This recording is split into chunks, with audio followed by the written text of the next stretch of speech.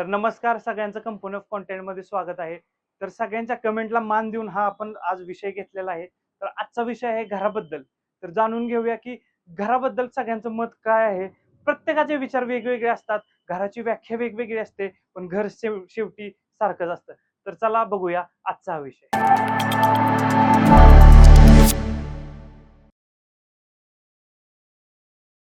तर आपण आजची थीम या व्हिडिओची ठेवलेली आहे की घराबद्दल आपण प्रश्न विचारणार आहोत की तुमच्या मते मला सांगा की सर, घर म्हणजे नक्की काय? घराची तुमच्या दृष्टिकोनातून, तुमच्या विचारून घराची व्याख्या काय? ही पांढरी टोपी पांढरा लेंगा घालणारी जोपर्यंत माणसं आपल्या घरात आहेत ना, तोपर्यंत घराला घर पण आहे. घर पूर्ण होतं घरच्यांच्यामुळे, दुसऱ्या कुठल्याच गोष्टीशिवाय घर पूर्ण होत नाही. भिंतींसोबत नाही तर माणसांसोबत. फक्त माणसं, त्यांचे विचार, त्यांच्या म्हणजे राहण्याच्या सवयी, एकमेकाबद्दल आपुलकी आणि एकमेकाबद्दलचे स्वभाव जाणून घेणं आणि एकत्रपणे राहणं, ह्याला मी म्हणतो की घर. कॉलेजच्या वेळेमध्ये असतं की समजा आयशी मजा मारणं वगैरे ते असतं, बट प्रत्येक मुलाच्या मागे एक घोर असतो की आपण इथं कशासाठी आलोय, घरून एवढं दूर आलोय, घरचे एवढे कष्टाने आपल्या इथं पाठवले, त्याचं काही झालं पाहिजे. आणि तो एक घोर असतो. त्याच्यामुळे मुलांना ते स्वप्न आपलं घरचे आनंदी राहायला पाहिजे, आई वडील आनंदी राहायला पाहिजे, घर मोठं झालं पाहिजे, त्या गोष्टीचा एक घोर असतो. प्रत्येक मुलं तसं नसतं. जेव्हा तुम्ही घर घेतलं तेव्हा त्या घरातील पहिली रात्र, पहिला दिवस कसा होता? तेव्हा ती फिलिंग काय होती? आता मला सांगा की आता प्रत्येक तरुण असेल किंवा तुम्ही पण तुमच्या तरुण नाहीत की स्वतःचं घर मोठं करण्यासाठी घरापासून लांब यायला लागतं. तर याबद्दल तुम्ही काय सांगा? मी तर त्यांना हे सांगेन की तुम्ही हा व्हिडिओ बघा आणि जास्तीत जास्त लाईक आणि शेअर पण करा. आणि ह्याचे जे कोणी ह्याच्या मागे ज्यांची संकल्पना आहे त्यांना सगळ्यांनी पाठिंबा द्या. खूप खूप धन्यवाद. Thank you so much. थँक्यू. तर आपण आजची थीम या व्हिडिओची ठेवलेली आहे की घराबद्दल आपण प्रश्न विचारणार आहोत की तुमच्या मते मला सांगा की सर, घर म्हणजे नक्की काय? घराची तुमच्या दृष्टिकोनातून, तुमच्या विचारून घराची व्याख्या काय? खरं म्हटलं तर आतापर्यंत घर आणि घर पण काही कळायला नव्हतं, बट जेव्हा घराच्या बाहेर पडलो तेव्हा ह्या गोष्टींचं हे व्हायला लागलं की घर म्हणजे काय असतं. खरं तर घर म्हणजे आपल्या घरातील समजा आई वडील असो, वडीलधारी माणसाला आई बाबा असो, यांच्याशिवाय घराला घर पण नसतं. किंवा घरातील वडीलधारी माणसं जसे, आणि घराची संस्कृती आपल्या घरातील वडीलधाऱ्या माणसामुळेच टिकलेली असते. धोतर घालणारे, टोपी वगैरे घालणारे, त्यांच्यामुळेच आपल्या घराला घर पण असतं. नाहीतर मग फक्त घर चार भिंतीचं नसून त्यातील माणसांवर आणि त्यांच्या प्रेमावर डिपेंड असतं की घर म्हणजे काय असतं. घर म्हणजे राहण्याचं स्थान, पण ते असायला पाहिजे प्रेमळ. हा, महत्वाचं कसं काय, किंवा जी माणसं ज्याच्यात राहतात हा. ती सगळी प्रेमाने राहायला पाहिजे आणि प्रेमळ असायला पाहिजे. घर म्हणजे मला तरी असं वाटतं की तो फक्त एक माणसांचा मेळावा नाही, त्याच्यामध्ये एक प्रेमाची, मायेची भावना असते. जे काही माणसं बसलेली असतात त्यांच्यामधलं जे रिलेशन असतं त्याच्यामध्ये कुठेतरी चांगला एक बॉन्ड असतो. तर त्या बॉन्डची जी व्याख्या आपण करतो, त्याच्यामधलं जे प्रेम असते, त्याच्यातली जी माया असते, तर ती बॉन्डिंग म्हणजे घर. घर म्हणजे चार भिंती नाहीत फक्त. म्हणजे कोण 1 BHK राहतं, कोण 2 BHK राहतं, कोणाचा मोठा फ्लॅट आहे, कोणाचा एकदम छोटं 10 बाय 10 खोली आहे. घर म्हणजे तुम्ही तुमच्या माणसांबरोबर राहता आणि तुमच्या माणसांमध्ये जो कनेक्ट आहे, तो कनेक्ट जो तुम्ही आयुष्य एन्जॉय करता किंवा त्याची मजा घेतली पाहिजे, ते म्हणजे घरपण. बरोबर आहे. म्हणजे घर फक्त त्या भिंतीत हे होत नाही, तर ते घर म्हणजे एक नात्यांचे एक्झॅक्टली. म्हणजे खरंच घर म्हणजे फक्त चार भिंतीत असं नाहीये. आणि हे फक्त तुम्ही तुमचं आयुष्य जगण्यासाठी या जगात आला आहात. तर घर हे तुम्हाला इमोशनल अटॅचमेंट आहे किंवा तुम्हाला स्टॅबिलिटी आहे, तुमचा सपोर्ट आहे, तुमच्या ग्रोथमध्ये, तुमच्या ग्रोथ करण्यासाठी जे काही तुम्हाला सपोर्ट लागतो, बॅकग्राऊंड. बॅकबोन थोडक्यात. एक्झॅक्टली. तुमचा पाठीचा कणा म्हणजे घर आहे. म्हणजे मला तुमचा हा पॉइंट खूप आवडला की दादा बोलला की घरात जे म्हातारी माणसं आहेत, जी आपल्या घरातले जे वयोवृद्ध लोक आहेत की जे अजूनही धोतर घालतात, टोपी घालतात, ही पांढरी टोपी पांढरा लेंगा घालणारी जोपर्यंत माणसं आपल्या घरात आहेत ना, तोपर्यंत घराला घर पण आहे. घर म्हणजे नुसतं चार भिंती नाही आहेत. घरामध्ये कसं आहे की घरामध्ये घरपण असेल तरच त्याला घर म्हणता येईल. घरपण म्हणजे कसं की साध्या साध्या छोट्या गोष्टी असतील किंवा बऱ्याचशा मोठ्याही गोष्टी असतील, पण त्या सगळ्यांनी मिळून एकत्र उपभोगणं, त्याला आपण घर म्हणतो. त्याच वेळेला घराची व्याख्या पूर्ण होते ज्या वेळेला घरामध्ये तुमच्याकडे सर्व कुटुंबीय असतात. म्हणजे तसं बघायला गेलं तर अगोदरची पिढी, माझी पिढी आणि माझ्या नंतरची पिढी, त्याच्यामध्ये स्त्री पुरुष हा तर भेदभाव नाही आहे कुठं, पण ही सगळी गुण्यागोविंदाने एकत्र ज्या ठिकाणी नांदतात त्याला मी घर म्हणतो. अरे वा. घर म्हणजे म्हणलं की प्रत्येकाची एक आठवण असते, प्रत्येकाचे काहीतरी विचार असतात घराबद्दल. मला तुझ्याकडून तुझं मत जाणून घ्यायचंय. तर मला सांग की बाबा घराचं घरपण नक्की कशात असतं? एक घर पूर्ण केव्हा होतं म्हणजे तुमचा जर संवाद असेल घरात सगळ्या सर्वांचा, त्यावेळेस तुमचं घर कम्प्लीट आहे असं समजायचं. संवाद सर्वात महत्वाची गोष्ट आहे घरामध्ये. संवाद असलाच पाहिजे. असं याच्यामध्ये दोन फरक आहे. आता पहिलं एकत्र कुटुंब होतं हा त्यावेळेस घर पण फार मोठं होतं, बरोबर आहे. समजलं का. आता विभक्त पद्धती किंवा मी माझे तर त्याच्यामुळे काय एवढं प्रेमळपणा जात नाही. त्यांच्यातलं जर स्वभाव राहील किंवा त्यांच्यातलं जे असेल त्यापुरतंच ते राहतं. येस बरोबर. थर्ड माणूस असला तर मग ते कळतं आपल्याला, बाबा ठीक आहे हे कसा वागतोय, काय वागतोय, प्रेम कसं ठेवतोय. बरोबर आहे. घर पूर्ण होतं घरच्यांच्यामुळं, दुसऱ्या कुठल्याच गोष्टीशिवाय घर पूर्ण होत नाही. भिंतींसोबत नाही तर माणसांसोबत. फक्त माणसं, त्यांचे विचार, त्यांच्या म्हणजे राहण्याच्या सवयी, एकमेकाबद्दल आपुलकी आणि एकमेकांबद्दलचे स्वभाव जाणून घेणं आणि एकत्रपणे राहणं, ह्याला मी म्हणतो की घर. ऍक्च्युली मी एक घरातूनच आलेलो आहे. घर ही जबाबदारीनं पूर्ण होत आहे. सहनशीलता, समजूतदारपणा त्या व्यक्तीत असला पाहिजे. घराला घरपण देणारा व्यक्ती ही आपला वडील असतो आणि आईचं तेवढंच महत्व असतं की घराला घरपण देणं. आणि त्यामुळं आपण समाजात वावरत असताना आई वडिलाकडूनच आपण शिकतो घराला घरपण द्यायचं. आता माझं वय 37-38 असेल, पण मी खूप शिकलोय आई वडिलांकडून. घराला घरपण देत असताना आपल्या आईनं आपल्याला जी घरातल्या गोष्टी आपल्याला समजावलेल्या असतात लहानपणापासून. वडिलांनी आपल्याला काही चुका केल्या तर त्या समजून दिलेल्या असतात. बरोबर. आणि घराला घरपण देणं म्हणजे साधी गोष्ट नाहीये. की घराला घरपण देत असताना आपल्यासोबत कनेक्टेड झालेले लोक, बरोबर. आपली बहीण असेल, आई असेल किंवा वाईफ असेल, ह्यांच्याकडून आपण समाजामध्ये पॉझिटिव्हिटी घडवून आणतो, त्यावेळेस विश्वास दाखवतो, त्यावेळेस ऍक्च्युली घराला घरपण येण्यासारखं काहीतरी होत असतं. म्हणजे जेव्हा घरात तुमचे आई वडील असतील, त्यांनी दिलेले संस्कार आहे, संस्कार त्यांची आहे. शिकवण आहे, शिकवण त्या शिकवणी बरोबर आलेली जबाबदारी आहे, बरोबर. हे जो व्यक्ती पाळतो, ज्या घरात हे पाळलं जातं, ज्या घरात हे संस्कार पाळले जातात, त्या घराला घरपण असतं. बरोबर.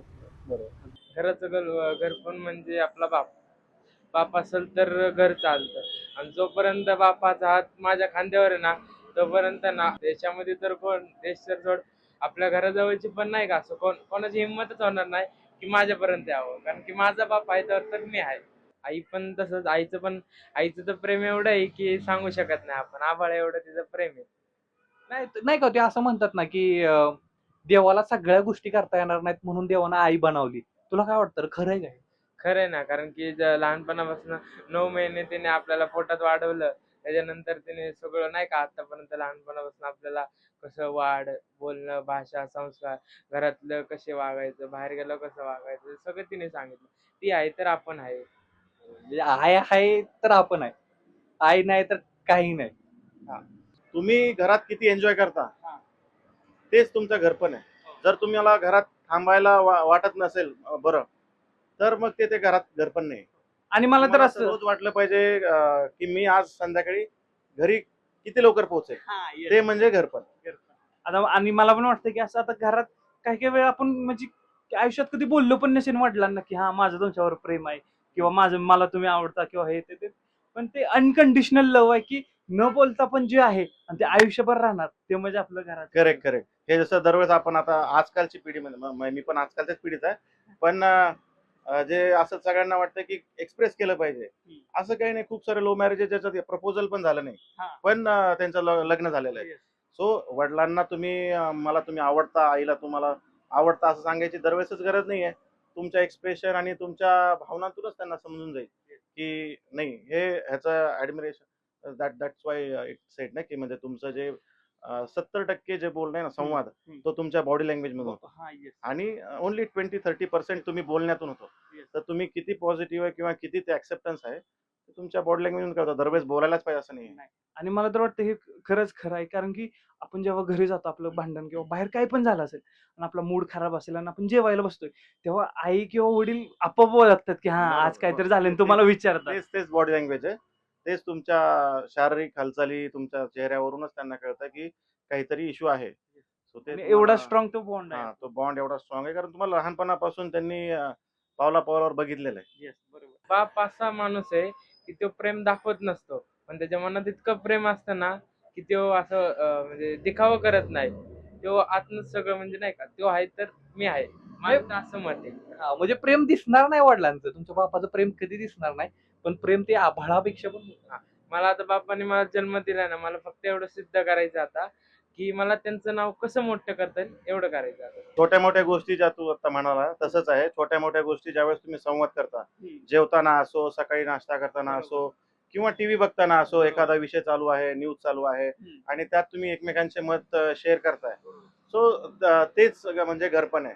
आणि त्याच्यानेच तुमचं जे काही दिवसातला स्ट्रेस आहे, दिवसात तुमचा जो थकवा आहे, तो असाच तुमचा दूर होतो. तुम्हाला सेपरेट त्याच्यासाठी जिम मध्ये किंवा म्हणजे असं काही एक्स्ट्रा एफर्ट घ्यायची गरज नाही. Low carb, high carb, it is just myth. I think आणि त्या मटेरियलिस्टिक गोष्टीत अडकून राहण्यापेक्षा या घरात किंवा आपले जे प्रेमाचं नातं आहे त्याच्यात गुंतवणूक कधी पण चांगली असते. खरंच कधी पण चांगली आहे. त्यासाठी छोटे मोठे समारंभ आहेत, जसे की लग्न समारंभ असतात कोणाचे किंवा कोणाचा साखरपुडा आहे आणि तुम्हाला बोलवणं येतं, तुम्ही आवर्जून गेलं पाहिजे.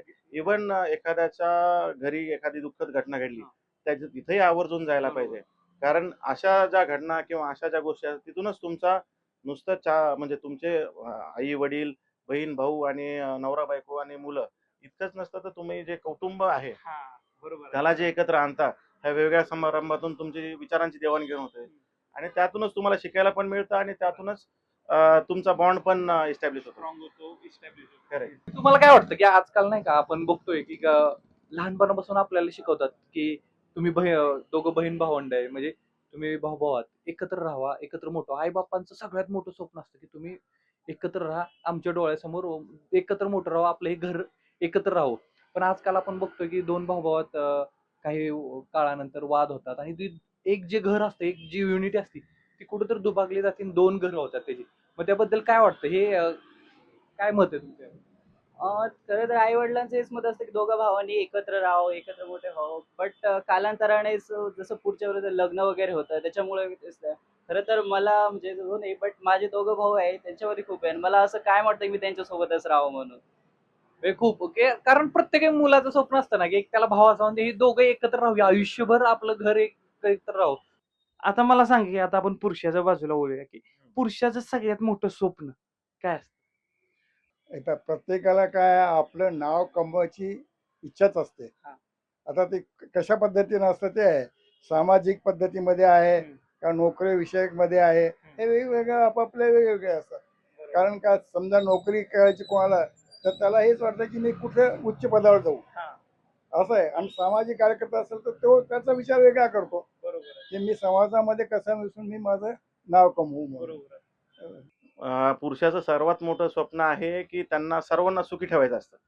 सो त्याच्यासाठी घरामध्ये सर्वांना सुखी ठेवायचं असतं. घराच्या बाहेर पण जी तुमची जनता आहे म्हणजे रिस्पॉन्सिबिलिटी आपण म्हणतो, त्या ठिकाणी सर्वांना सुखी ठेवण्याचा असतो. मेनली घरामध्ये सुख आणण्यासाठी त्यांना बाहेर खूप जद्दोजहद म्हणजे खूप परिश्रम करावे लागतात आणि तेच सर्वात मोठं म्हणजे त्यांचं कर्तृत्व म्हणावं लागेल. बाकी म्हणजेच फॅमिलीला सिक्युरिटी देणं, बरोबर.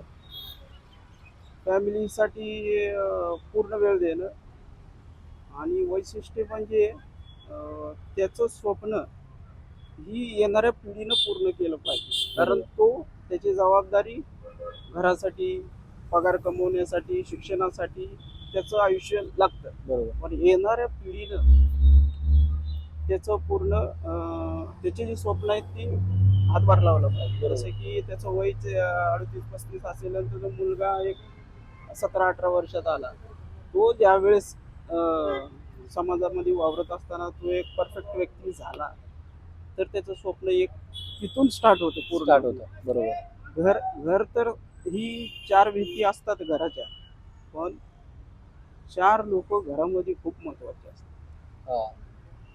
किती त्या घराला घर पण सांभाळून ठेवतात, असं बांधून ठेवतात पिलर सारखं. येस. प्रत्येक पोराचं स्वप्न असतं नाही का. आता तुला काय वाटतं की बाबा आपल्याला नाही का प्रत्येक जण म्हणतं की बाबा पोरं म्हणली की जरा मजा मस्ती, कॉलेजला गेलाय म्हणजे आईच पेस्टीवर राहणार, आईशी मध्ये राहणार. मग खरं असतं का रे? प्रत्येक पोराच्या डोक्यात हीच असतं का की मजा मस्ती मारायची? असं नाही ना. आता पोरींचं ते वेगळं, पण पोरांचं बघितलं गेलं त्यांना करिअर असतं. आता मोठे झाले की त्यांचं घर सांभाळायचं, करिअर, आई वडिलांचं स्वप्न, परत घराची जबाबदारी येते. ती मौज मस्ती तर फक्त दिखावा असतो एक. आणि करिअर तर आता आपण पोरे, आपल्याला चांगलं माहिती आहे काय लाईफ आहे आपली. जेव्हा म्हणजे जोपर्यंत घरी असतो ना, त्याला म्हणजे घर पण कळतं नाही कळत. फक्त एक आपल्या स्वतःच्या आनंदामध्ये स्वतःच्या कुटुंबाच्या याच्यामध्येच जगत असतो. पण जेव्हा तो बाहेर पडतो तर त्याला जाणीव होते की नाही, आपल्याला काहीतरी करायचं आहे.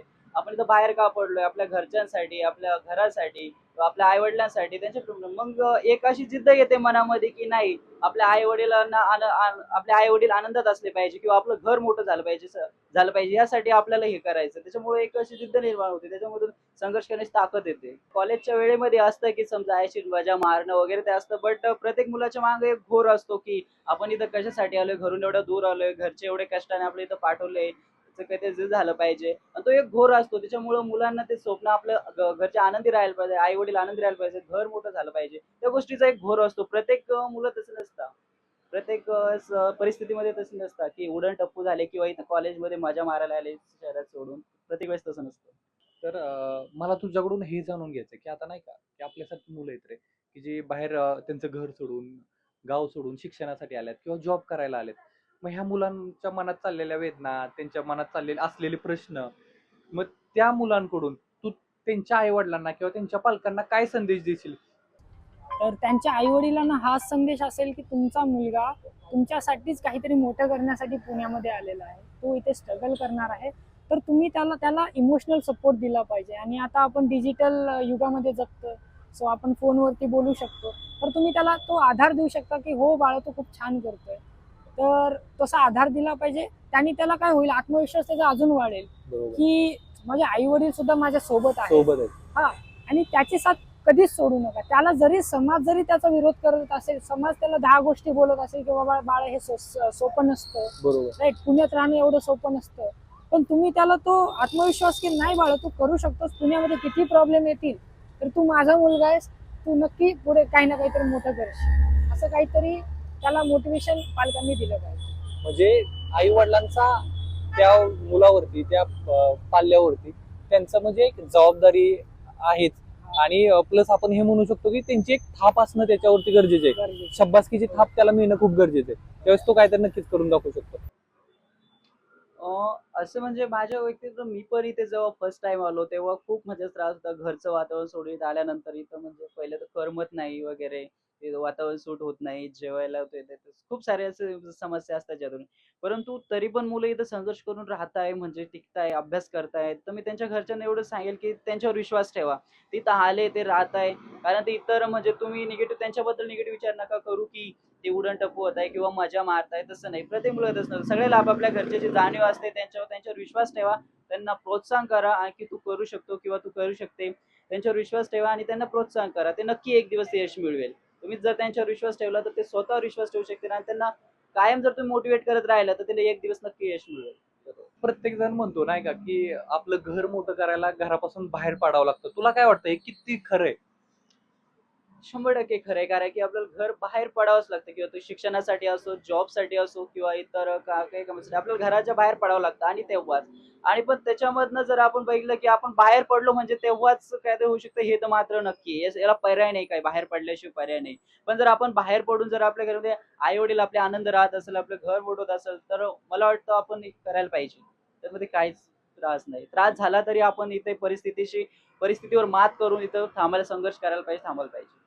म्हणजे कितीही मोठा संघर्ष येऊ दे, हरायचं नाही. एकदा घरातनं बाहेर पडलोय तर घर मोठं करूनच माघारी जायचं. माघारी जायचं हे आपल्या मनामध्ये ध्येय निश्चित पाहिजे. आपल्या ध्येयाच्या वाटेने आपण कायम तत्परती पुढे चालत राहायचं.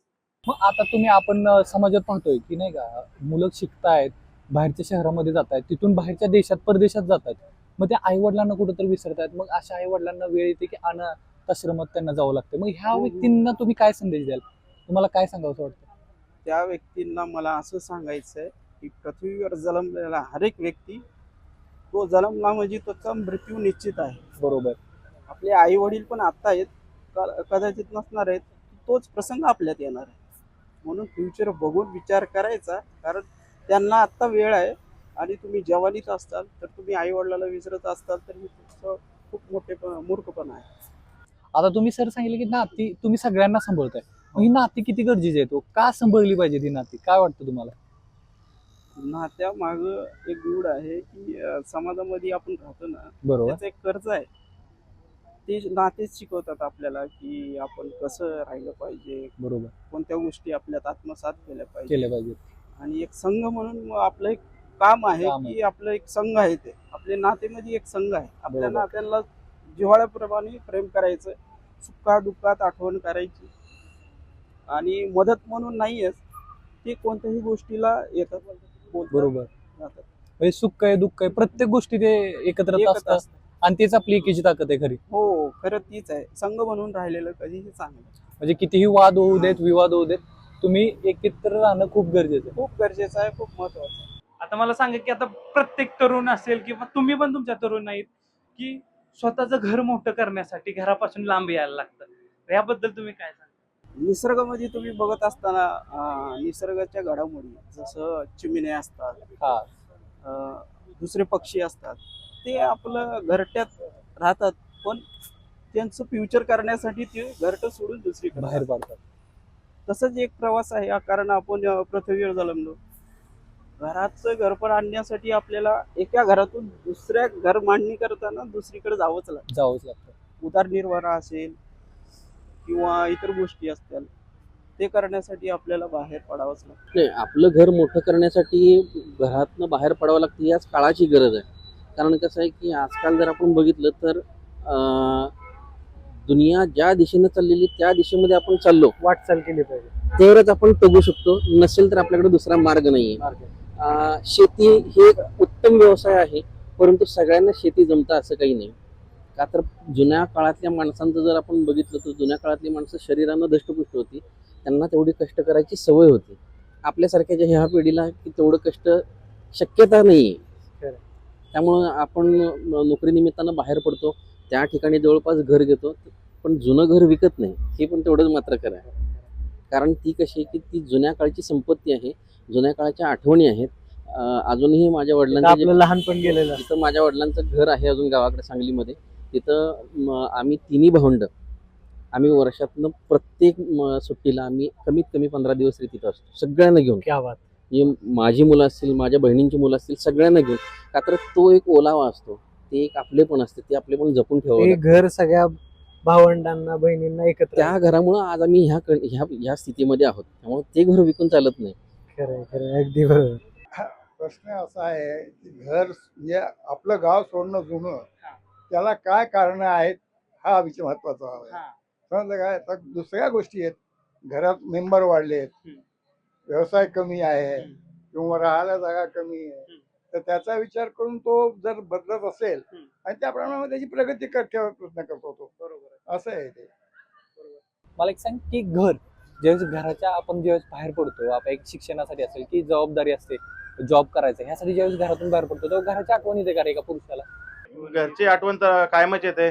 म्हणून आपण कोणते म्हणजे विकेंड ऑफ असेल तर पहिले बाईक काढून आपण घरी जातो. सो तिथं आपण बघत नाही की बस मिळेल का नाही किंवा किती रात्र झाली निघायचं का नाही. सो ती आठवण असते, म्हणूनच आपण त्या ऍक्शन सबकॉन्शियसली घेतो. म्हणजे आता माझं ऑफिस 7ला सुटलंय, 6ला सुटलंय, नाही आता निघालं तर मी पोहोचेल 9 वाजेपर्यंत. सो आपण तो विचार नाही करत की अरे अंधारात आहे, रोडवर ट्रक असतील, पण असा विचार नाही करत. तीच एक ओढ असते घराची, ती आपण विसरू शकत नाही गावाची. की बाबा पहिला घास जो आहे आता घरातच घेणार. हो नक्कीच, काय प्रत्येक क्षणाला.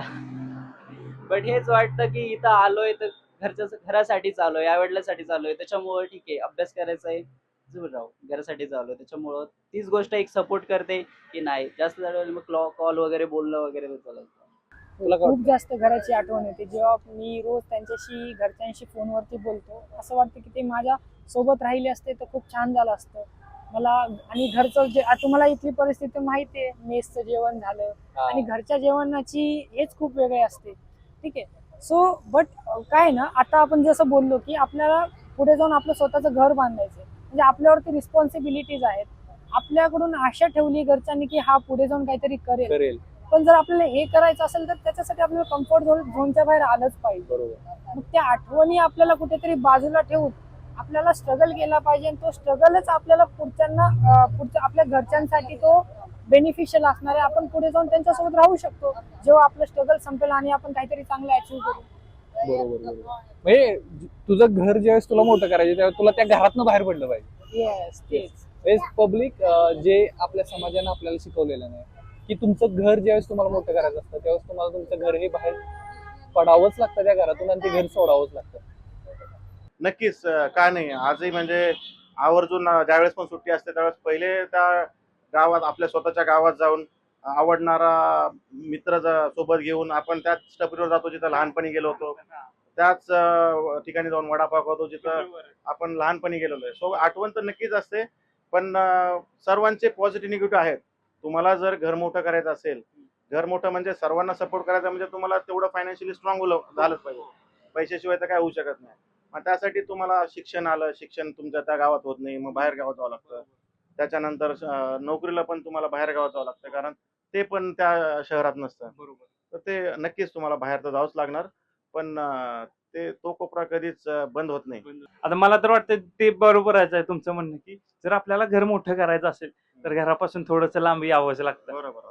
येते ना, त्याचं एक फीडबॅक म्हणून ते महिन्याला किंवा वर्षात 6 महिन्यातून एकदा आई वडिलांना भेटणं, त्यांच्या काही गोष्टी असत्याल, त्यांच्या काही अडचणी असत्याल, त्यांच्या काही गरजा असत्याल, ते पूर्ण करायला यावंच लागतं.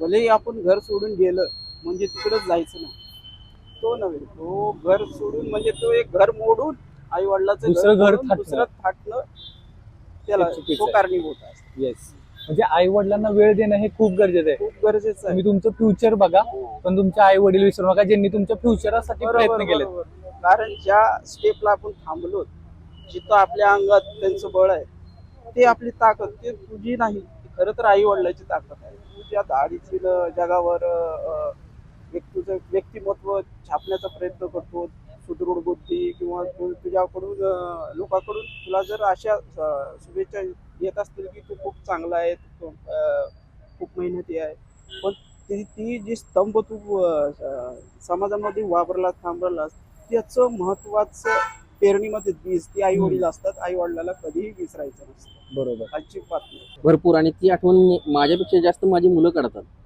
तर त्यांना माहिती आहे की प्रत्येक जे दर 3 महिन्यात आम्ही जे जातो, कुठलंही असू देत, पण दिवाळी असेल, दसरा असेल किंवा उन्हाळ्याच्या सुट्ट्या असतील, सगळ्यांना तिकडे जायची आठवण असते. सगळ्यांची ओढ असते तिकडे जाण्याची. इवन म्हणजे माझी मिसेस सुद्धा शहरातलीच आहे, परंतु तिला सांगलीमध्ये जे असलेलं घर आहे तिथला आसपासचे माणसं, तिथले राहण्याची जी हे आहेत सवयी म्हणा, ह्या फार त्यांना आवडतात. आणि कसं आहे, मी खेडेगावातला असल्यामुळे मला कसं आहे की ते शेत वगैरे बघायची लहानपणापासून सवय, ती लहान मुलांना लागली पाहिजे. आणि माझ्या घरासमोर आणि मागं दोन्हीकडे शेती आहे, तर तिथं माझी मुलं जाऊन बैल असतील, गाय असेल, म्हैस असेल, यांच्याबरोबर मस्त खेळतात. म्हणजे त्यांच्या मनामध्ये ती भीती नाही आहे आता की बाबा जनावर असेल तर त्याच्याबरोबर कसं वागलं पाहिजे किंवा आपण घाबरतो, ती भीती नाही त्यांना राहिलेली तशी. आता पुरुषाकडून सर्वात जास्त ठेवल्या जाणाऱ्या अपेक्षा कोणत्या? बापरे, पुरुषाकडून तर बऱ्याचशा अपेक्षा असतात. एका वाक्यात सांगायचं झालं तर प्रत्येकाला पुरुषाचा वेळ पाहिजे असतो. म्हणजे तुम्हाला घरच्यांना पण तीच अपेक्षा असते की त्यांनी माझ्यासाठी वेळ द्यावा, बाहेरच्यांसाठी पण तीच अपेक्षा असते की ह्यांनी आपल्याला वेळ द्यावा, ऑफिसला पण तीच अपेक्षा असते की ह्याने ऑफिसमध्ये वेळ द्यावा. सो वेळ हा जो व्यवस्थित मॅनेज करू शकतो तोच म्हणजे यशस्वी पुरुष म्हणेल मी. वेळपेक्षा म्हणजे पैशापेक्षा वेळ व्यवस्थित जो मॅनेज करतो तो यशस्वी पुरुष.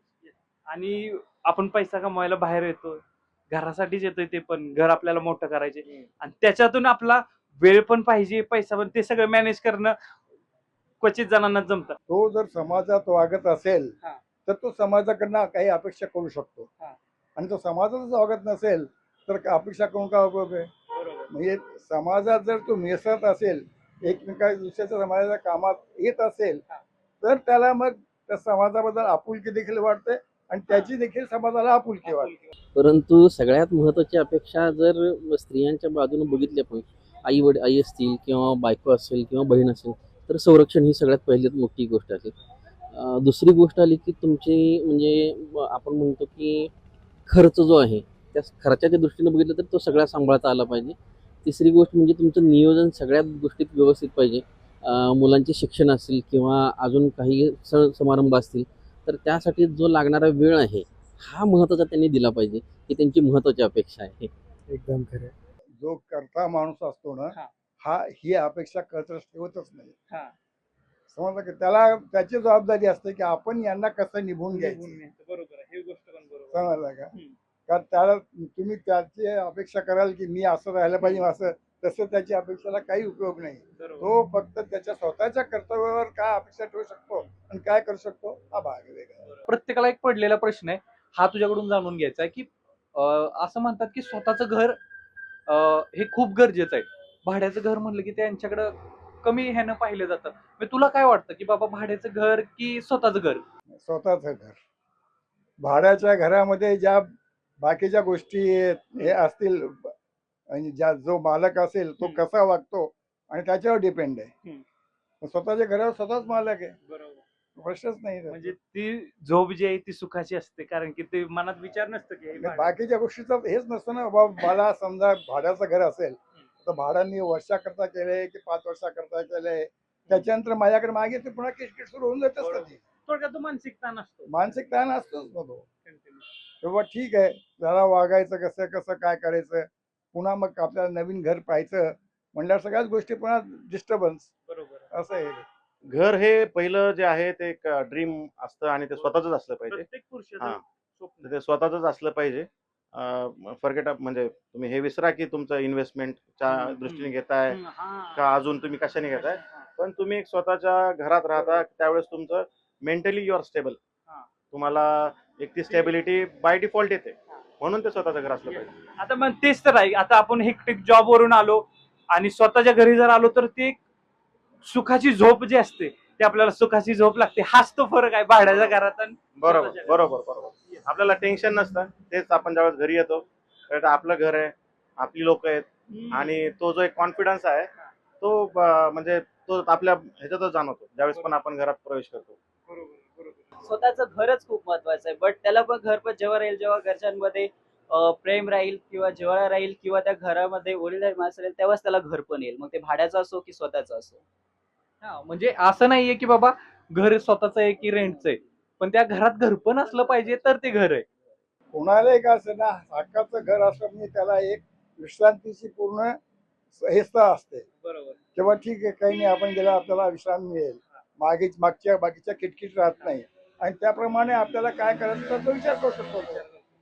Yes, बरोबर. मला तुला एक प्रश्न विचारायचा आहे. आणि खूप लोक या गोष्टीला रिलेट करतील की ज्यांचं स्वतःचं घर नसतं ना, की त्यांना एक समाज एक वेगळ्या दृष्टीने बघतो किंवा तो पुरुष सक्सेस नाही झाला म्हणजे तो अपयश आहे असं त्याच्याकडे पाहिलं जातं. तर हे तुला किती योग्य वाटतं रे? त्यांनी खरं तर हा विचार करायला नाही पाहिजे की भाड्याच्या घरात राहतो. ते राहतं कारण प्रत्येकाची परिस्थिती तशी नसते स्वतःची घर. ते आपापल्या परिस्थितीनुसार राहतात. पण यामधून आपण स्वतःचं जिद्द निर्माण करून स्वतःचं घर घेऊ या आशेने त्यांनी सगळं काम केलं पाहिजे, कंटिन्यू त्यामध्ये राहायला पाहिजे. ही या गोष्टीची नकारात्मक न बाळगता की आपण भाड्याच्या घरात राहतो किंवा वेत येतो, हे गोष्टी सोडून त्यांनी आपल्याला याच्यातून हे कसं घेईल, पॉझिटिव्ह गोष्टी कशा घेता येईल की आपल्याला नाही आपलं स्वतःचं घर करायचं, त्यासाठी आपल्याला जिद्दीने अभ्यास करायचा किंवा काम करायचंय, यामध्ये त्याने सकारात्मकतेने घेतली पाहिजे गोष्टी. नकारात्मक त्याच्याकडे बघायला पाहिजे माझ्या मते. ते तुम्ही तर ऐकलंच असेल, कुछ तो लोग कहेंगे लोगों का काम है कहना छोड़ो बेकार की बातों में कहीं बीत ना जाए रहना. तेच समाजाचं कामच असतं आपल्याला दाखवणं की बाबा तू खूप ह्याच्यावर खाली स्तरावरती आहेस, तुला अजून तुझ्याकडून हे झालं नाही. ते समाजाचं काम आहे बोलणं, पण आपलं काय समाजाला प्रूफ करून दाखवणं की नाही बाबा तुम्ही ह्या ज्या गोष्टी बोलताय मी एक दिवस ते नक्की चुकीचं ठरवेल. तर ते आपल्यावरती असतं की आपण त्यांच्या गोष्टी ऐकायच्या की एक कानानं घेऊन एक कानाने सोडून द्यायचं. कारण आपण पाहतोय ना की अरे म्हणजे त्या लोकांना आहे ना, म्हणजे ते आयुष्य झटतात रे, आयुष्य पूर्ण पणाला लावतात आणि त्यांचा एक परिवार ते सांभाळत असतात. मग त्यांच्याकडे ज्यावेळेस स्वतःचं घर नसतं ना, मग त्यांचे नातेवाईक असतील, रिलेटिव्ह असतील, म्हणजे ते त्यांना एक वेगळ्या दृष्टीनं पाहिलं जातं. त्यांचं स्वतःचं घर नाही, ते आजपर्यंत काहीच करू शकले नाहीयेत. मग ह्या लोकांना तू कसा धीर देशील तुझ्या विचारांनी? मी त्यांना एवढंच सांगेल की प्रत्येकाची वेळ येत असते. असं नाही की आता त्यांच्याकडे आहे तुझ्याकडे नाही म्हणजे तुझ्याकडे पुढे नसेल. ते तू स्वतःच्या मेहनतीवरती मिळवू शकतोस. आणि त्यांच्याकडे जे आहे ते असं नाही की बाबा त्यांनी स्वतःहून मिळवलंय, पण जे तू स्वतःहून मिळवशील त्याची किंमत त्यांच्यापेक्षा खूप जास्त असेल. राईट. कारण ते तू स्वतःच्या मेहनतीने मिळवले ना, की तुला तुझ्या आई वडिलांनी दिले किंवा तुझ्या वडीलधाऱ्यांची प्रॉपर्टी आहे, वडीलधाऱ्यांचं घर आहे. स्वतःचं घर हे स्वतःचं घर असतं आणि पुढे सांगता येईल बाबा माझ्याकडे आधी नव्हतं पण मी आता स्वतःच्या मेहनतीने हे माझं घर मिळवलं. येस येस, म्हणजे जे काय आहे ते मी विश्व निर्माण केलं आणि हे माझं स्वतःचं घर आहे. भारी वाटलं ऐकून. तर आता मला सांगा की घर घेणं, स्वतःचं घर घेणं ही चांगली गुंतवणूक आहे का? घरामध्ये गुंतवणूक करणं शहरामध्ये फार सुंदर आहे. कारण कसं आहे की प्रॅक्टिकली जर आपण बघितलं तर मी ज्यावेळेला बॅचलर राहत होतो त्यावेळेला मला आठवतं की मी 1 BHK मध्ये आम्ही 4-5 जण राहत होतो आणि आम्ही 13-14 हजार रुपये भाडं देत होतो. मग कालांतरानं 2-3 वर्ष गेली, 4 वर्ष गेली, त्यानंतर मला असा प्रश्न पडला की अरे बाबा एवढे जर पैसे मी स्वतःच्या ह्याच्यामध्ये घातले तर माझी स्वतःची वास्तू तयार होईल. खरंय. त्यामुळं मी तो विचार केला आणि मी घर घेतलं त्यावेळेला. आणि मी पहिलं घर घेतल्यानंतर मग मला परत असा प्रश्न पडला की अरे हां आपण करू शकतो. प्रश्न कसा असतो की पैशाची आपली घालमेल कशी होती आणि दुसरी गोष्ट की आपलं बजेटनुसार कुठंपर्यंत आपण काय करू शकतो. शक्य असेल तसं आपण घर घ्यावं. त्यामुळं मी पहिलं घर घेतलं आणि मला असं मी सगळ्यांना सांगेन की तुम्ही घर घ्या. घराची गुंतवणूक ही फार मोठी गुंतवणूक आहे. एकदम उत्तम इन्व्हेस्टमेंट. हा गुंतवणूक दोन्ही दृष्टीने चांगली आहे, फायनान्शियली पण आणि इमोशनली पण. किंवा तुमची इमोशनल अटॅचमेंट किंवा घर तुमचं जे स्वतःचं असतं that is your emotional attachment, emotional stability, mental stability. आणि फायनान्शियली तर आहेच आहे त्यात. म्हणजे जर तुमचा नोकरीत काही इश्यू असेल, प्रॉब्लेम असेल, ऍटलिस्ट तुमचं स्वतःचं घर आहे तर तुम्ही तिथे जाऊन शांतपणे विचार करू शकता. फार चांगली गुंतवणूक, प्रश्नच नाही त्याचा. का बरं असं का वाटतं तुम्हाला? कारण काय की गुंतवणूक आपण वेगवेगळ्या भागात करतो. ती गुंतवणूक म्हणजे समजा तुमच्या शेअर्स मध्ये असेल किंवा इतर बाईमध्ये असेल तर ती फ्लोटिंग आहे. हा बरोबर आहे. आणि ही घराची आहे ती जंगम आहे. हा. आणि त्याच्यात म्हणजे आता आजच्या युगात ती प्रॉपर्टीचे भाव इतके वाढत आहेत तर ती केव्हाही चांगली आहे. बरोबर. आणि पुरुष जेव्हा नोकरीवरून येतो, थकून येतो, कामावरून येतो, तेव्हा घरी आल्यानंतर त्याला अशी फिलिंग वाटते की हा बाबा हक्काचं घर आहे, तुझं झोप पण प्रश्न म्हणजे कसा काय की तो मन मोकळेपणाने वागू शकतो. बरोबर. व ठीक आहे, झोपायची वेळ विचार आला झोपून गेला, काम करायचा आला विचार काम करेल. पण त्याचं एक त्याला स्वतःच्या विचारानं सगळं मिळतात. दुसऱ्याचं काही बोलावं अडचण येत नाही ना कोणाची. जेव्हा तुम्ही घर घेतलं तेव्हा त्या घरातील पहिली रात्र, पहिला दिवस कसा होता? तेव्हा ती फिलिंग काय होती? आनंदाचा क्षण असतो तो. समजा का मी जर घर घेतलं आणि त्यात मी प्रवेश केला तर माझा आनंद आपोआपच उफळून येतो. बरोबर. तेव्हा ठीक आहे, मी केलेलं काम आहे त्यात मला यश मिळालंय. बरोबर. मग ती एक रात्र जी असते की त्यात आनंद पण असतो भरपूर, आणि थोडासा आनंद म्हणजे मानसिक समाधान त्यात जास्त असतं हा. की बाबा मी जे प्रयत्न केले त्यात मला यश आलंय. यश आलं. असं. ज्यावेळेला पहिल्यांदा घर घेतलं त्यावेळेला माझ्या आई वडिलांना फार छान वाटलं होतं आणि माझे आई वडील त्यावेळेला माझ्यासोबतच होते.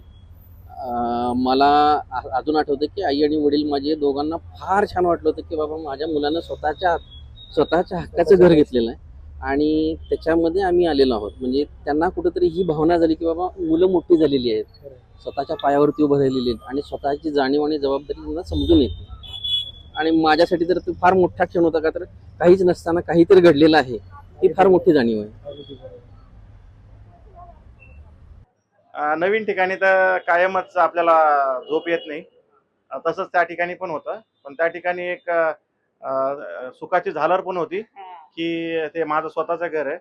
आणि बॅकग्राऊंडला आपण, कारण नवीन घर घेतल्यानंतर तुम्ही दुनियाभरचे कर्ज घेऊन बसता आणि त्यावेळेस ते घर होतं तुमचं. बरोबर. ते पण बॅक ऑफ द माइंड असते की आपल्याला कसं द्यायचे, तर मित्राचे पैसे कसे द्यायचे, ते बँकेचे कसे द्यायचे. पण दोन्ही म्हणजे मिक्स रिॲक्शन असते झोपताना. म्हणजे थोडक्यात आनंदाची पण रिॲक्शन असते आणि थोडस आनंदाचं मनात आलं की लगेच येतं की हा माझ्याबरोबर लोन पण नाही, हे पण नाही. मग ती जो पहिली रात्र युनिक असते आणि आयुष्यभर लक्षात राहील. करेक्ट युनिक असते आणि पूर्ण घर खाली असतं. आता मी तर बॅचलर असताना घेतलेलं आहे, त्याच्यामुळं पूर्ण घर आपलं घर मोठं वाटतं ना. अरे आपण आधी काय ज्यावेळेस आपण बॅचलर राहत असतो त्यावेळेस एका छोट्या खोलीत 3-4 कॉट घेऊन राहतो. नवीन घर ज्यावेळेस घेतलं आणि गेलो त्यावेळेस पूर्ण घर रिकामं आणि एका कोपऱ्यात आपलं एक गादी टाकलेली आहे असं अवस्था होती. पण हळूहळू ते वाढतच म्हणून. आणि मला तर वाटतं सामानापेक्षा, वस्तूंपेक्षा आहे ना, घर हे माणसांनी भरतं, कधी पण पूर्ण होतं. आता जर जे आपल्याला ऑडियन्स बघतं किंवा प्रेक्षक बघतात किंवा तुमचे घरातले मेंबर्स असतील तर त्यांना तुम्ही काय मेसेज देऊ इच्छिता? नाही, संदेश एकच आहे, त्यांनी माझ्यासाठी जे काही केलंय त्यासाठी मी आभारी आहे आणि असंच असोसिएशन कंटिन्यू राहणारच आहे, म्हणजे कारण ते टिकवण्याचं काम माझं पण आहे. पुरुषाची सगळ्यात मोठी जबाबदारी ती. करेक्ट. घराची माणसं जशी असतात हा. त्याप्रमाणे त्याचं प्रेम त्याला मिळतच हो. असतं, त्यात काही वाद नाही.